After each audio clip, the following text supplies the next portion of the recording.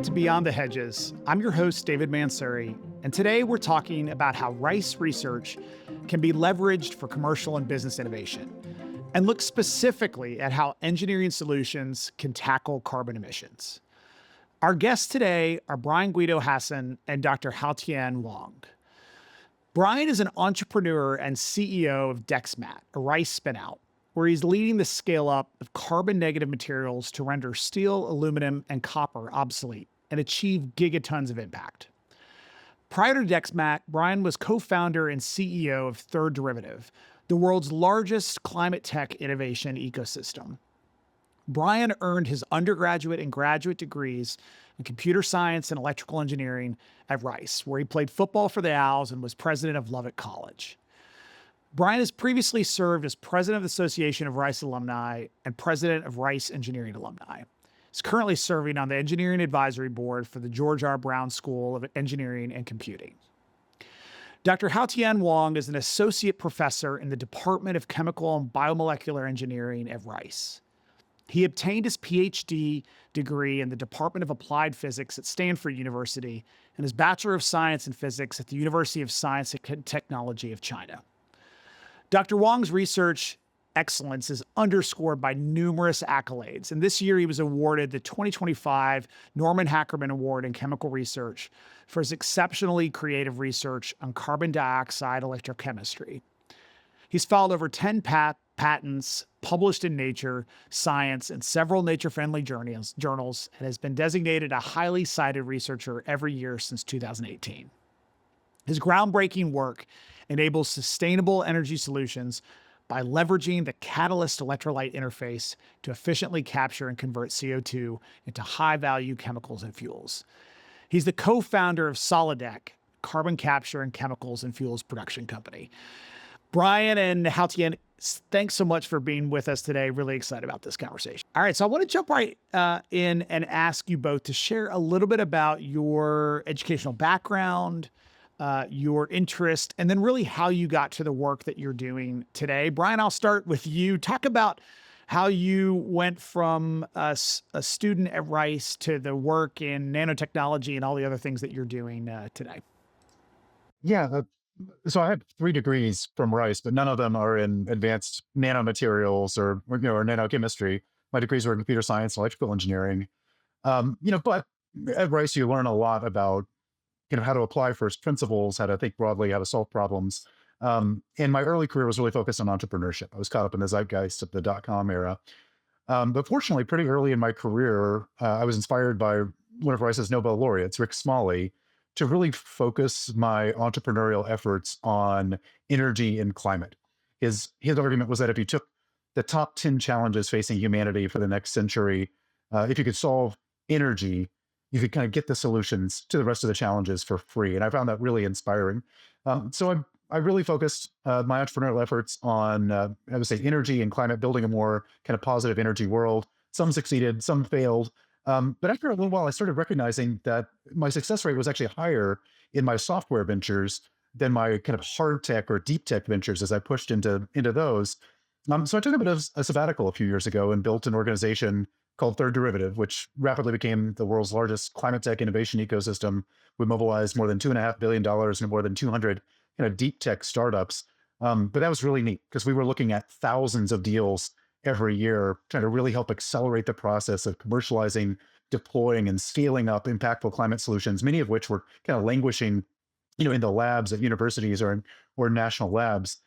And, from that perch, you could really see where the real gaps were in deal flow. And our 2 biggest challenges where we weren't seeing really promising solutions emerge were in materials and in chemicals, I would say as well. So actually it's pretty cool that you've got both, materials and chemicals represented in this podcast. So I passed the baton to my successor at Third Derivative. And fortunately, through my network at Rice, I was able to step into the CEO chair of the most transformational sustainable materials company that we ever saw at Third Derivative, which is Dexmat. And just coincidentally, in a way of kind of the cosmic universe kind of helping us all conspiring for us all to be successful, Dexmat's original technology was actually co-invented by Rick Smalley, the person who originally set me on the path for climate impact. That's awesome. All right, Haotian, tell us a little bit about your journey, educational journey, interest in this field, and what you're doing today. Yeah, sure, David. I think I share a lot of similar thoughts with Brian about it's very challenging for us to predict what eventually you are focusing on as a career trajectory.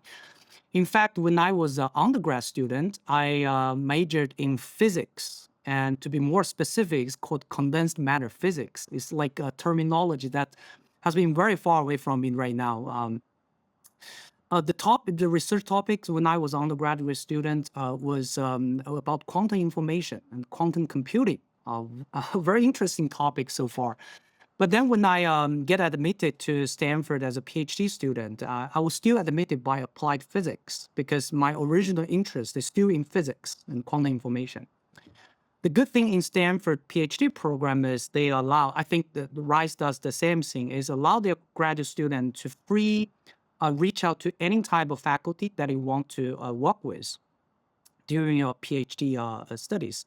And I realized that I probably want to shift it a little bit of my interest towards some topics that could have very immediate impact to the system, to the sustainable development of our society. So that's the reason why I choose to do sustainable technologies and energy storage, electrochemistry, electrocatalysis.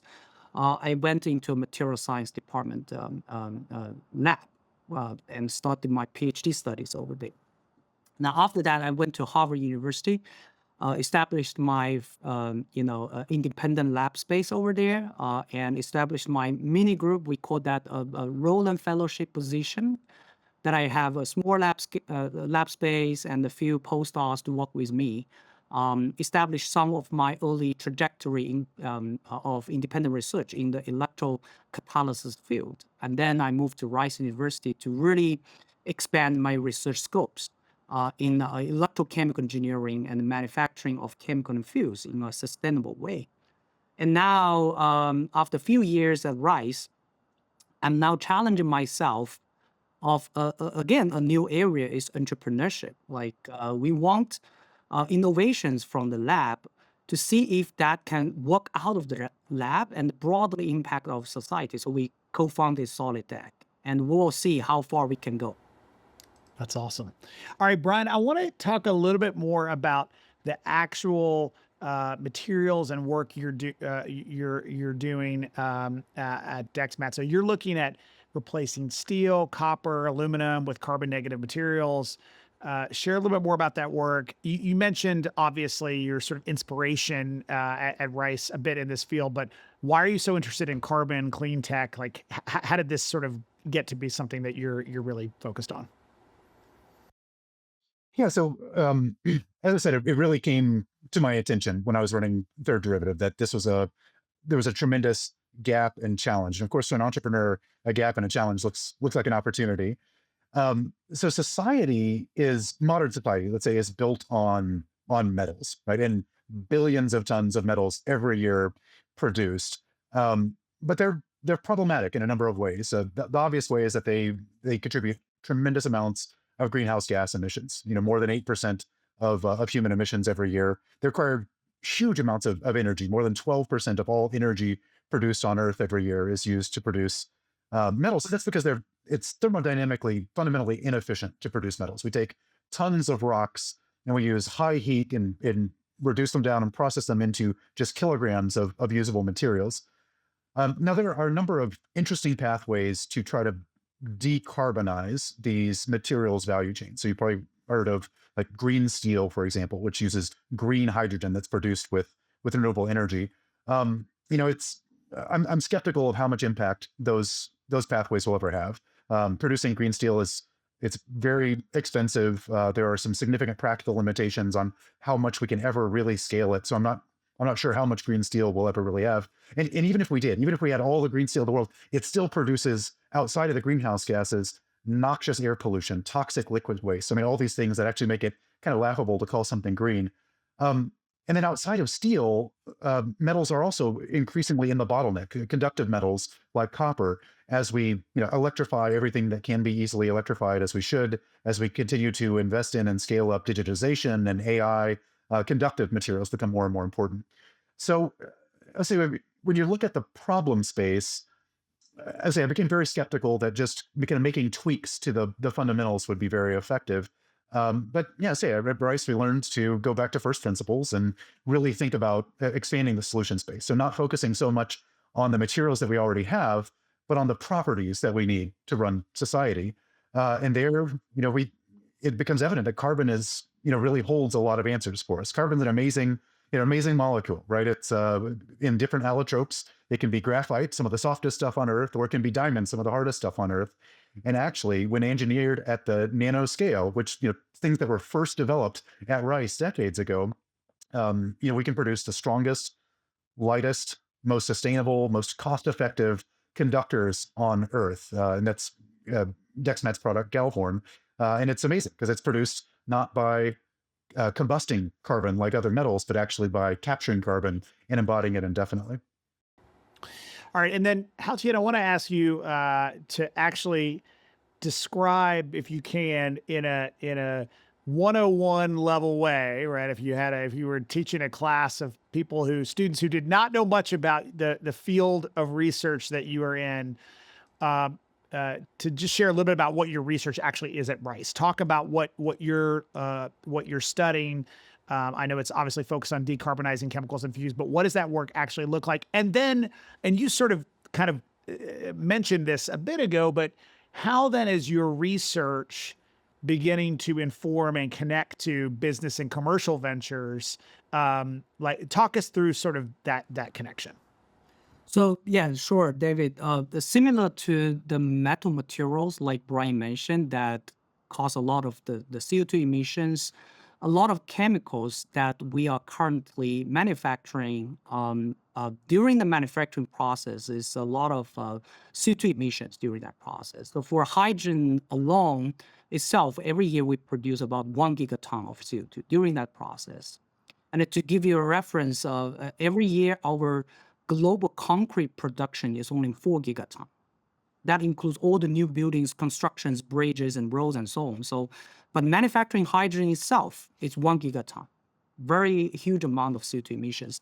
And similar to the materials manufacturing, this chemical manufacturing is one of the most difficult areas to decarbonize, because there is no effective ways in such a large scale for us to really find alternative ways or sustainable ways to decarbonize the manufacturing of these chemicals. But from the other point, these chemicals is the fundamentals of our society. Actually, we use plastics, we have these gasolines, we have everything that drives every single economies of this society. So the human society still needs these chemicals and fuels to run. But how we're gonna produce them in a sustainable and greener way is what our research is really focusing on. For example, we want to find ways that we can produce these exactly the same chemicals as the chemical feedstock and the chemical commodities, but from a different pathway. Traditionally, we pump fossil fuels from the underground, and we frack them, we manufacture different type of chemicals out of it. But we want to come up with a different approach to say, hey, if we can use carbon dioxide as a potential building block instead of a pollutant, right? We use that a building block to manufacture some of the downstream chemicals using electrochemical pathway that the electrons can actually eventually coming from solar or wind, these renewable sources. Then we could help us to decarbonize some of these very hard abated chemical manufacturing industry.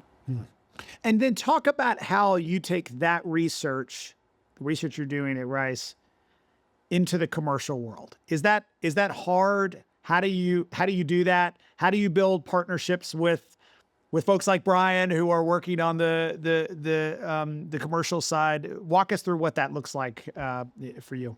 It is hard for sure. It is also not as hard as we are afraid of, right? So as long as we have so many exciting colleagues and the beautiful platforms that not only Rice but also the Houston community is putting together, we remain very confident. I'll give you some example.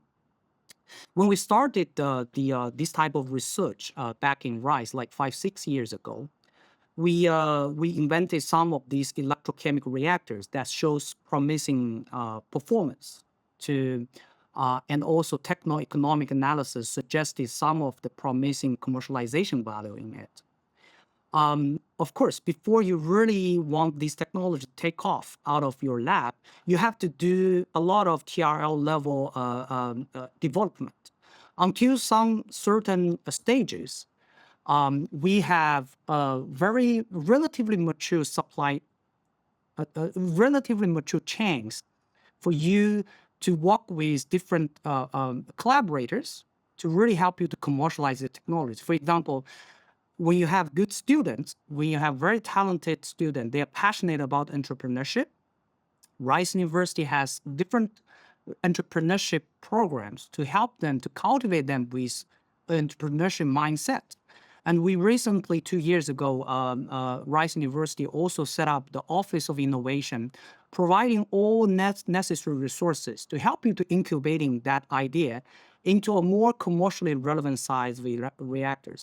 And also broadly, the Houston community, we have Dexmat, we have also, very large scale energy, the gas and energy industry that are interested in these renewable energy technologies that would like to invest, collaborate with small scale startup companies and help them to grow. And also the iron district that building the platform for them to strive. So I think these all the collective efforts putting together will make these challenging tasks feasible.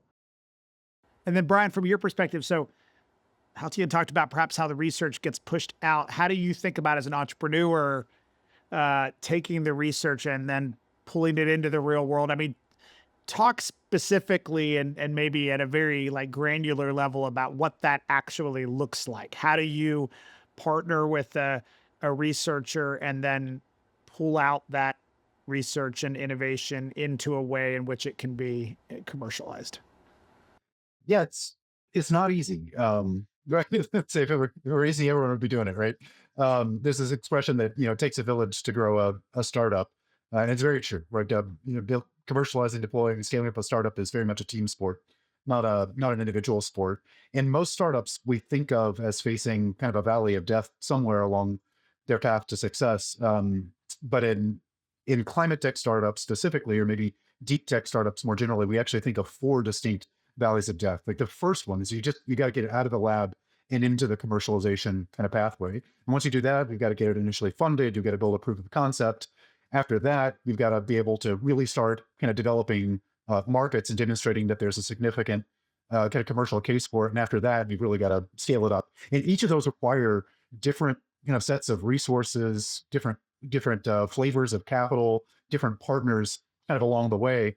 So, in an ideal world, you actually have something more akin to an assembly line approach. And actually, the pharmaceutical industry has been very good at this. There are very clear, for IP that comes out of university, there are very clear milestones, partners, investment funds for each step along the way of the approvals that are necessary. And often those types of companies are actually even acquired or exited before they even earn a dime of revenue, but the pipeline is there. And we have a challenge / opportunity to do something similar in other deep tech, like climate tech, an ecosystem approach with innovators, with entrepreneurs, with sources of capital, with deployment and kind of development partners. So I think traditionally universities have seen themselves as really addressing the first valley of death, but actually they have an opportunity to be a convener in an ecosystem to help address the others as well. There's this great expression that I think is, or I shouldn't say it's an expression, it's an analysis of the data of investor success. And it shows that the best venture capital investors aren't any better at predicting which startups will be successful. They're better at co-creating success along with their startups. And so I think the future will see more universities and other kind of hubs of innovation kind of attracting more resources, building more ecosystem to co-create success along with their innovations, not just kind of kick them out the door. And Brian, and maybe for Haotian too, like, so specifically, who was for both Dexmat and Solidec, who was the matchmaker? Like, how did that process work of taking the like, whose idea was it to take this this research concept and then commercialize it? I don't know, Brian, could you go a little bit deeper on what that actually looks like?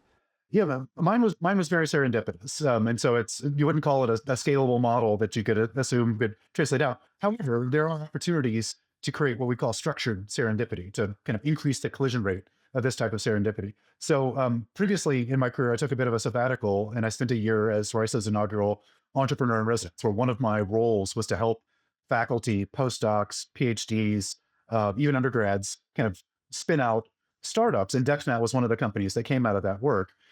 So I knew of them from a previous life. Now, at the time, they weren't focused on climate tech. They were specialty materials for advanced, applications in space, a lot of funding from NASA and the DoD, but we stayed in touch. And then when the light bulb moment went off for me at Third Derivative, that, wait a minute, materials is where we really need to be focusing our innovation. I said, well, I happen to know of an incredible startup spun out of Rice that has these incredible materials.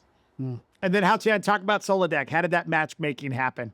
I always try to use direct translation of an old Chinese saying about the formation of Solidec is, I don't know if it's easy to understand, but well, it says like, when the water comes, the drain is ready. So it means that we incubated the idea in the lab actually for a long time. When my first PhD, Dr. Yang Xia, now the CTO of Solidec, he invented this reactor, and after 5 years of PhD, the reactor becomes relatively mature. And at that time, we were thinking about, hey, well, that might be some opportunities for us to start up companies, working on some entrepreneurship to push that for commercialization process. And it's also at the right time that Dr. Ryan Wang, when he graduated from Yale, and he was very interested in the research in my lab, so he was decided to join my lab for a postdoc fellowship. And originally, he was trying to go to the trajectory of a traditional faculty position because he wants to do a postdoc fellow. But with a lot of these discussions and a better understanding of the technology, three of us come together, say, hey, each of us can provide some of the complementary skill sets and say, hey, why don't we collaborate together and co-found the Solidec? That's when the water comes, the drain is ready. So like what Brian said, I don't know whether this will be easily reproducible for other cases, but this is how Solidec formed. I think it's also because there's a relatively more and more mature cultivating mat and very fertile soils coming from rice.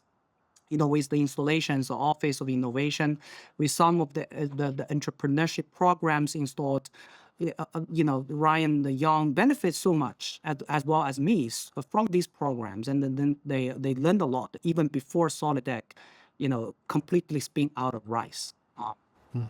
And then just to build on that, Haotian, you mentioned some of the unique things that are happening at Rice, and I'd be curious to hear you both talk about what sort of attributes or sort of strategic advantages that Rice has to be doing work in this space, either Rice or in Houston, right? As a place that's obviously, a capital of energy, and with NASA there and healthcare, and there are all these sort of like industries that are obviously sort of central to Houston.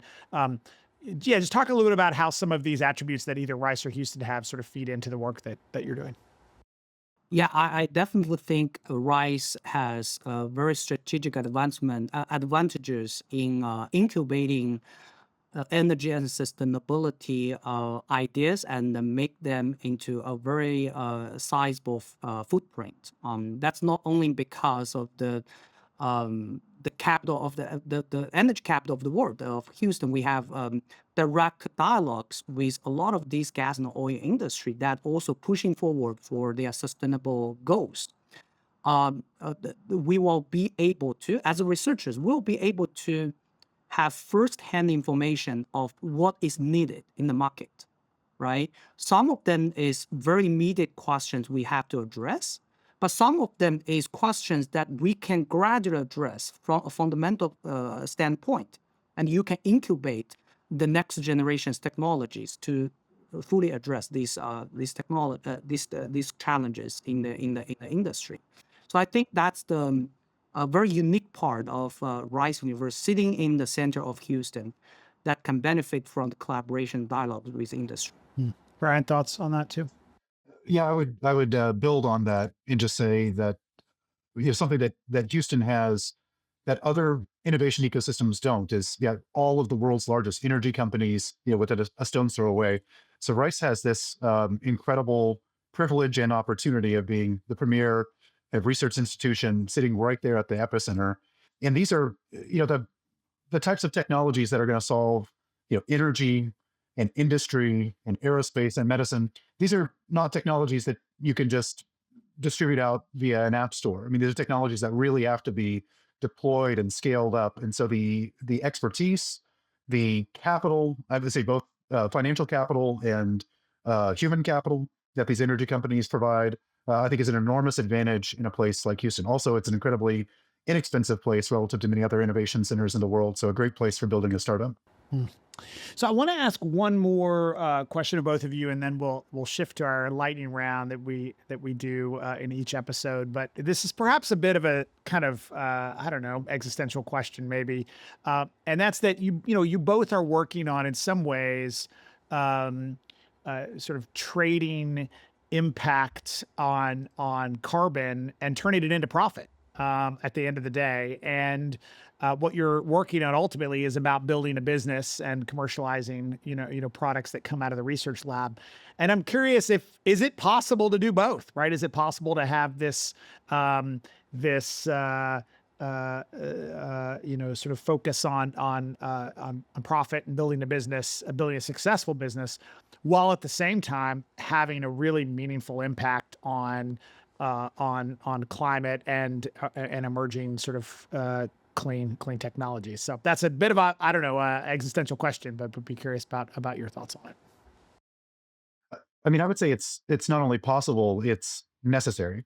So in a capitalistic world, the only pathway to scale is when your impact metric aligns with the profit metric, not in which it's in opposition to it or takes away from it. And we really should be focusing on business models that align profit, revenue growth with the kind of impact that we're looking for. And we're seeing more and more of them all the time, which is pretty helpful. Maybe as a specific example, when I was running Third Derivative, we launched a new program called First Gigaton Captured, specifically focused on carbon dioxide removal technologies. And so there again, we looked at dozens, if not hundreds, of business models and business plans for really incredible technologies. And it's evident that, and this is a bit of a hot take in my field, but it's evident that companies or technologies that require the treatment of captured carbon as a cost center, that then have to go store it somewhere and keep it there indefinitely, can never be financially competitive with those that treat it as a value center and could actually turn it into some kind of usable, valuable product. So I believe strongly in the mantra of like every company is a climate tech company in some way, shape, or form. They don't all know it yet, but we got to align those profit motives with climate outcomes that we're looking for. Haotian, what's your perspective on this? I completely agree. I think when you want to have a successful and scalable business, you have to have the widely adaptance from the market itself, right? So when we say we want to have a sustainable pathway to manufacture chemicals, it has to be eventually adaptive market. You cannot pay 10 times more expensive than the existing pathway just for the sake of a more sustainable way. So there is definitely some margins that we can have the green premium, but you have to suppress the cost of your sustainable pathways to be within a reasonable range to be compatible, to be competitive with the existing traditional industrial route, right? I'll have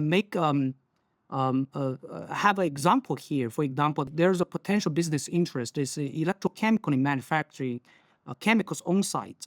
well, you probably the manufacturing cost might still be slightly higher than the bulk delivery of the bulk manufacturing of these chemicals, but you can save a lot of the logistics while you are doing the centralized manufacturing delivering to different users. So these are some of these emerging market opportunities that we keep seeing from electrochemical manufacturing and more broadly other sustainable energy technologies. Awesome. All right, we're going to turn to our lightning round. We have 3 questions we've asked in every episode this season, and we'll just go one at a time. And Haotian, I'm going to ask you to go first on each question, and then Brian will go second. So, first, what is your favorite spot on the Rice campus? My favorite spot is the pavilion, actually, that we have the coffee shop there. Why is that? I think that's my favorite place to bring my students there. No any agenda, just for brainstorm of innovative ideas. And we had a lot of innovative ideas, and even including some of the groundbreaking ideas that eventually demonstrated in our lab, stem from the discussion, just random discussions with students sitting there. All right, and Brian, I mean, maybe Lovett College is your answer, Brian, as the former president of Lovett, but what's your favorite spot?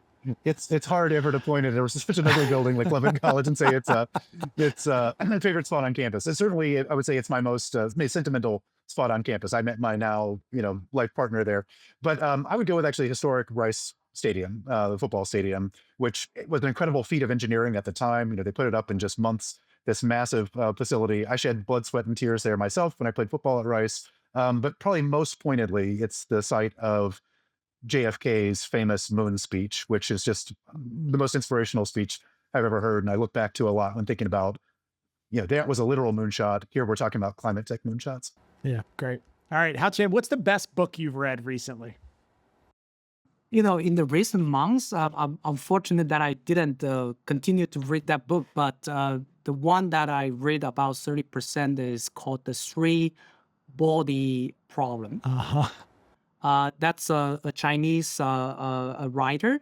But recently, I think that the Netflix has a episode on that novel. It's talking about a 3 solar system, because when you have 2 solar systems, it's very well defined orbitals. But when you have 3 solar systems, it's all random. And the novel describes a culture that they have to sustain all the rounds of very random seasonings and so on. It's very physics, so that also shows my. Haotian, the fact that you're saying this is so interesting. I recently discussed this with some Rice alum friends of mine, and if I'm not mistaken, as soon as you include the third body, you can no longer project how the bodies will interact with each other, correct? Exactly. Is that right? Yeah. Yes. Yeah. Yes. I highly recommend. That's great. All right, Brian, what's the best book you've read recently? Well, I feel very unoriginal for saying this because I was going to say the Remembrance of Earth's Past trilogy, the first book of which is The Three Body Problem. And I will add I think it starts off kind of slowly, really hits its stride toward the end of the book. And then the second and third books that come after, I found to be absolutely mind-blowing. So strong recommendation, I think, especially for people who are accustomed to Eurocentric and North American-centric science fiction, because coming from a Chinese writer, I find there to be a lot of interesting cultural implications in the basis of the writing as well. Awesome. All right. And then last question, Haotian. So when students apply to Rice, they are presented with the box, which is a question on the application where they're asked to share an image of something that appeals to them or something interesting about themselves, their interests. And so I'm just curious, what image would you put in your box? Yeah, to be honest, I probably will put a photo of my whole family in that box. I treasure my family the most. I mean, work is very important to me. I put family also equally important. I think sometimes even more important because I really treasure the time, staying with my family together. And I think that's eventually distilled down to the essential happiness of human life. Awesome. All right. And then Brian, what did you put in your box, or what might you put in your box if you could do it over again? Yeah, I think they'd probably be different. That was more than half my life ago. What I originally put was, you'll appreciate this, David, was sheet music for the guitar solo. My favorite guitar solo by Eric Clapton, the guitar solo for White Room by Cream. If I were to redo it today, I think it would probably be a picture of Luke Skywalker gazing off at the binary sunset in the first Star Wars movie. To me, that's just such an emblematic kind of call to adventure and kind of a questing for a life of purpose and impact. And I think that was always there for me, but it was really actually at Rice that it was really awakened. That's awesome. All right. Well, Haotian and Brian, thanks so much for this conversation. This is so interesting, and it's exciting to hear all the things that are happening at Rice, really at the intersection of research and entrepreneurship, and turning the amazing things that are happening in labs at Rice and things that researchers are focused on into products that can change the world. So really appreciate you both for the time today. Really enjoyed this conversation.